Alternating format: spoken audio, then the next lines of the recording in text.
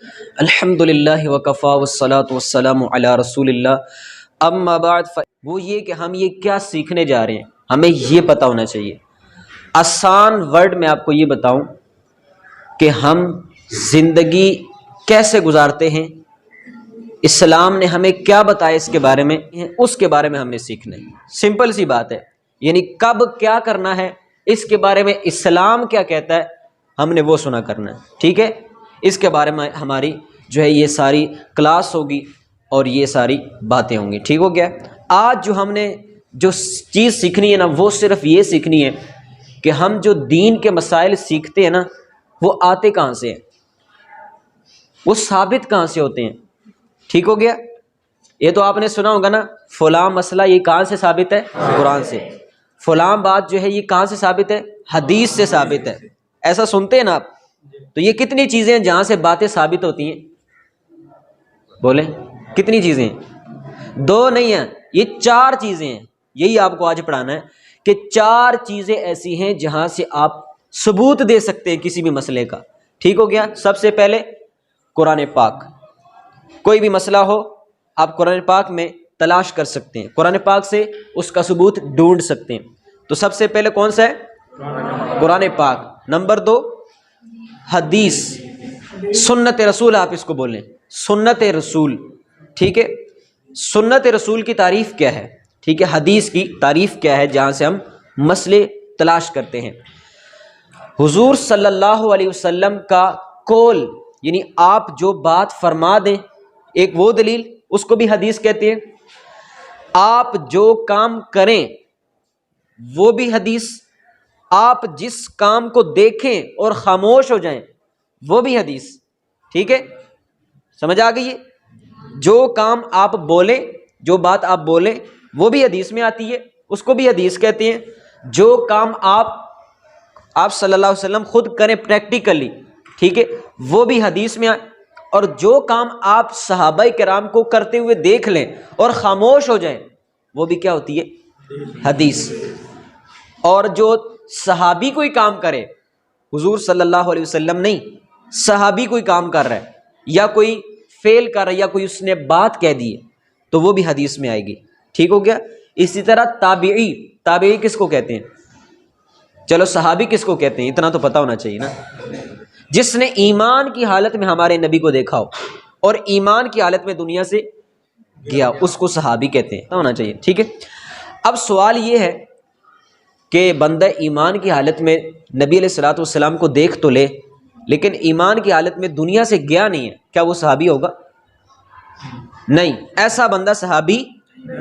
ایسے کئی لوگ گزرے ہیں جنہوں نے ہمارے نبی کو دیکھا ہے، مسلمان بھی تھے لیکن آخر میں کافر ہو کر مرے ہیں، تو لہٰذا ان کو ہم صحابی نہیں۔ تو صحابی کی ڈیفینیشن سمجھ آ گئی ہے کہ وہ بندہ کہ جس نے ہمارے نبی کو ایمان کی حالت میں دیکھا ہو۔ اب آپ بولیں گے اگر وہ کافر تھا، کافر نے دیکھ لیا تو وہ کیا صحابی بن جائے گا؟ ابو لہب کون تھا؟ کافر تھا نا۔ ابو جہل کافر تھا اور ہمارے نبی کو دیکھا تھا نا، لیکن صحابی ہم اس کو کبھی کہتے ہیں؟ نہیں کہتے۔ کیوں؟ بھئی ایمان کی حالت میں نہیں کہا، دیکھا۔ ضروری ہے کہ آپ مسلمان ہوں اور پھر آپ دیکھیں تب آپ صحابی ہوں گے، ٹھیک ہو گیا۔ تو لہٰذا صحابی کی یہ تعریف ہے۔ اب تابعی کیا ہوتا ہے؟ تابعی اس کو کہتے ہیں جس نے کسی صحابی کے ساتھ ملاقات کی ہو، صحابی کو دیکھا ہو، ٹھیک ہو گیا۔ یعنی صحابی وہ کہ جس نے نبی کو دیکھا ہو اور تابعی وہ کہ جس نے صحابی کو دیکھا ہو۔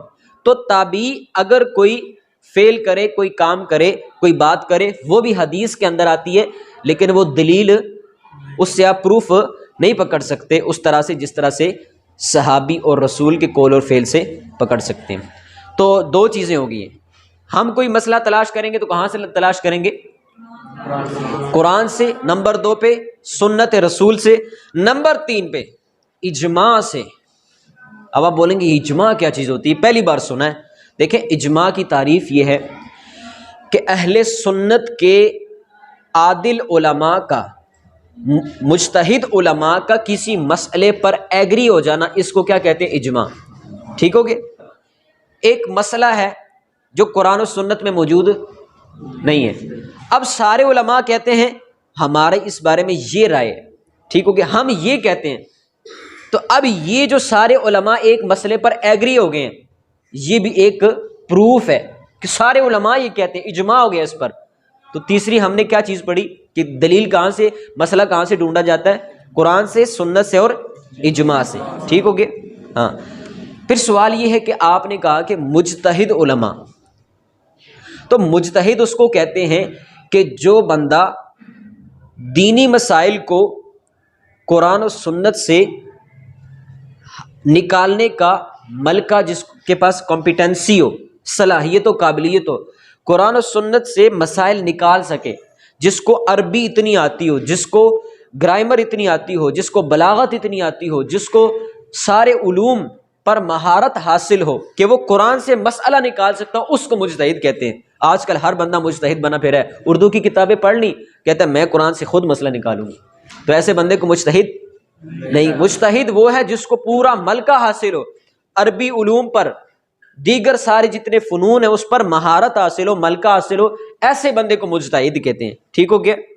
تو ہم نے تیسری چیز کون سی پڑھی؟ اجماع۔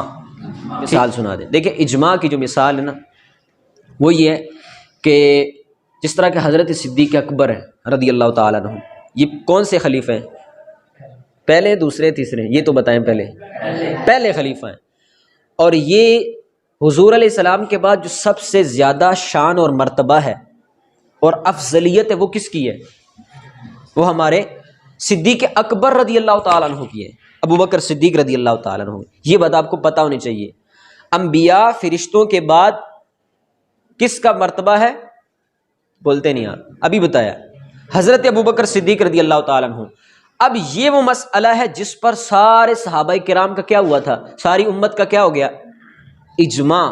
وہ اس پر ایگری ہو گئے ہیں کہ اب کوئی بندہ افضل نہیں ہے ان سے، یہی افضل ہیں، ان سے کوئی صحابہ میں افضل نہیں۔ سب سے افضل کون ہے؟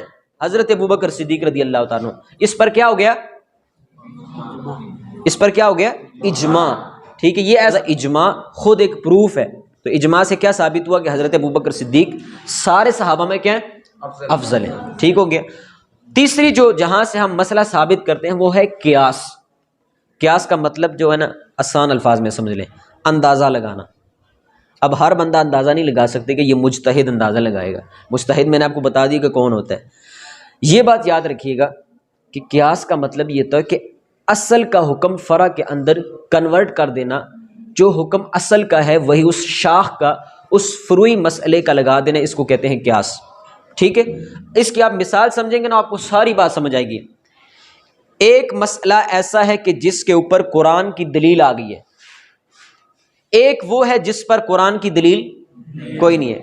بھئی اللہ نے کہا ہے، مثال آپ کو دیتا ہوں، اللہ نے فرمایا کہ جو چھوٹے بچے ہیں نا یہ تمہارے گھروں میں کیا کرتے ہیں؟ آتے جاتے ہیں، لہٰذا چھوٹے بچوں کے لیے ضروری نہیں کہ تمہارے گھر میں آنے کی اجازت لیں، اس میں گناہ نہیں۔ وجہ کیا بتائی؟ کیونکہ یہ بار بار آتے جاتے ہیں۔ اب یہ جو آنا جانا نا، اس کو دیکھ کر ہمارے نبی نے پتہ کیا کیا ہے؟ فرمایا جو بلیاں نا، بلیاں، یہ اس کا جھوٹا ناپاک نہیں ہے۔ کیوں؟ فرمایا اس لیے کہ یہ گھروں میں بار بار آتی جاتی ہیں، یعنی جو ریزن وہاں پر تھی، کیا تھی؟ آنا جانا، بار بار آنا جانا۔ تو یہ جو بچے ہوتے ہیں یہ آتے جاتے ہیں، تو مشکل ہوتی ہے ہر ایک کو بار بار اجازت دینا۔ ٹھیک ہے؟ تو اس وجہ سے ان کو ویسے اجازت ہے آپ نا، اسی وجہ کو دیکھ کر نبی علیہ الصلوۃ والسلام نے فرمایا بلیاں یہ چونکہ گھر میں آتی جاتی ہیں، پھیرے لگاتی رہتی ہیں، تو لہٰذا ان کا جھوٹا ناپاک نہیں۔ اچھا، اس چیز کو دیکھ کر ہمارے جو علماء ہیں نا، انہوں نے پتہ کیا کیا؟ انہوں نے کہا جو سانپ ہے، جو بچھو ہے، جو چوہا ہے، وہ بھی چونکہ گھروں کے اندر پھرتا ہی رہتا ہے ویسے ہی، تو لہٰذا ان کا جھوٹا بھی کیا ہے؟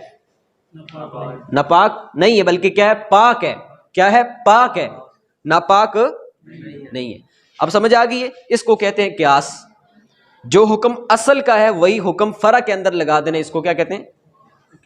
ٹھیک ہے؟ تو ہمارے دین کے اندر چار ایسے مین جو بنیادیں ہیں جہاں سے ہم مسائل ڈھونڈتے ہیں، وہ کتنی؟ چار: قرآن، سنت، اجماع، قیاس۔ آج کا ہمارا صرف اور صرف یہی سبق ہے، قرآن، سنت، اجماع، قیاس۔ ٹھیک ہو گیا؟ بولیں قرآن سے، سنت سے اور اجماع تیسرے نمبر، اجماع سے اور قیاس، ٹھیک ہو، پیاس سے نہیں قیاس سے، قیاس سے اجماع مسائل ثابت ہوتے ہیں۔ اب سوال یہ کہ قرآن سے تو مسئلہ ثابت ہوتا ہے، حدیث سے بھی مسئلہ ثابت ہوتا ہے، اجماع سے بھی ثابت ہوتا ہے اور قیاس سے بھی ثابت ہوتا ہے، یہ ہیں دلائل۔ ان میں کوئی ایسی چیز ہے جس کو کوئی نہ مانتا ہو؟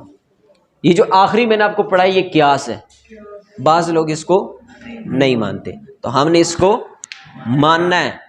بھئی قیاس قیاس ہے، ہم کیوں مانتے ہیں؟ ہم اب وہ بولیں گے یار یہ تم کیسے لوگ ہو، قیاس کس کو کہتے ہیں؟ اندازہ لگانا، بھئی اس کا حکم میں نے ادھر کنورٹ کر دیا، یار اپنی طرف سے ذہن لڑاتے رہتے ہو، یہ تو دین کا مسئلہ ہے، قیاس اسی چیز کا نام ہے نا۔ ہم کہیں گے بابا نا، یہ حدیث سے ثابت ہے، قیاس پر ہم عمل کر سکتے ہیں۔ اللہ کے نبی نے حضرت معاذ بن جبل کو بھیجا یمن کی طرف قاضی بنا کر، تو بھیجنے سے پہلے پوچھا اے معاذ اگر تجھے کوئی مسئلہ درپیش ہو تو تم کیا کرو گے؟ تو حضرت معاذ نے کہا میں سب سے پہلے کہاں سے مسئلہ تلاش کروں گا؟ قرآن سے۔ نمبر 2 فرمایا اگر قرآن سے نہ ملے، حضرت معاذ نے کیا جواب دیا؟ عرض کی یا رسول اللہ میں مسئلہ جو ہے حدیث سے ڈھونڈوں گا۔ فرمایا اگر حدیث سے بھی نہ ملے، فرمایا میں ہاں اجماع، لیکن وہاں پہ جو حدیث میں عرض کی میں جو مسئلہ ڈھونڈوں گا وہ اندازے سے، اپنی رائے سے دیکھوں گا۔ تو اپنی رائے کس میں ہوتی ہے؟ قیاس میں ہوتی ہے نا، تو قیاس کا ثبوت مل گیا نا حدیث سے، تو لہٰذا قیاس پر عمل کرنا کیا ہے؟ جائز ہے اور شرعی دلیل ہے یہ، ٹھیک ہو گیا۔ تو آج یہ 4 چیزیں صرف آپ نے یاد رکھنی ہے کہ مسائل کہاں سے ثابت ہوتے ہیں؟ قرآن سے، سنت سے، اجماع سے، قیاس سے، ٹھیک ہوتی ہے۔ سمجھ آ گئی ہے نا؟ آج کے لیے اتنا کافی ہے۔